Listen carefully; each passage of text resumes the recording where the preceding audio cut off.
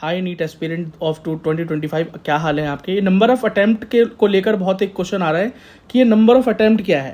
बेटा number of attempt होता है नीट एग्जाम के अंदर कि कितनी बार आपने नीट एग्जाम दिया, कितनी बार आप नीट एग्जाम में अपीयर हुए, सेंटर पर गए, आपने अपना एग्जाम दिया और उसका रिजल्ट आया, ठीक है, वो होता है नंबर ऑफ अटेम्प्ट। अब एक बार दिया, 2 बार दिया, 3 बार दिया, जितनी बार भी आपने दिया।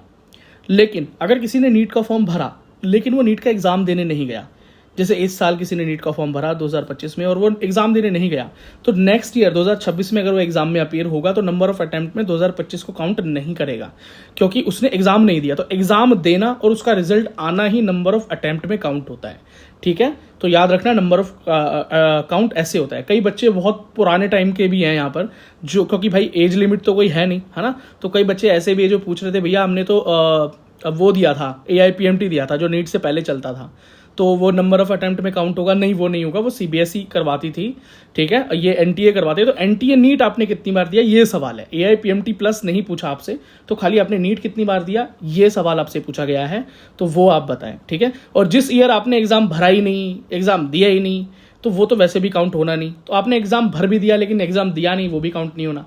बस जिस साल आपने एग्जाम दिया वो काउंट होगा। और याद रखना भाई, फॉर्म के अंदर नंबर ऑफ अटेम्प्ट को गलत मत भरो, सही भरो, सोच समझ के भरो। NTA ने कोई इन्फॉर्मेशन अगर आपसे वहाँ मांगी है तो वो आपसे होप करता है कि आप सही इन्फॉर्मेशन देंगे, क्योंकि वो आपकी इन्फॉर्मेशन को 1 मिनट में क्रॉस चेक कर सकता है। जितनी बार भी आपने नीट का फॉर्म भरा होगा, 10th का सर्टिफिकेट डाला होगा, 10th की मार्कशीट लगाई होगी, 10th का रोल नंबर डालते ही NTA को आपकी जानकारी 1 मिनट के अंदर पता चल जाएगी। आपने नीट का एग्जाम कितनी बार दिया, कौन से एग्जाम सेंटर पर दिया, और वहाँ पर भी आपकी बायोमेट्रिक का डिटेल उनके पास है, थंब इंप्रेशन है, आपका सिग्नेचर, सब कुछ है।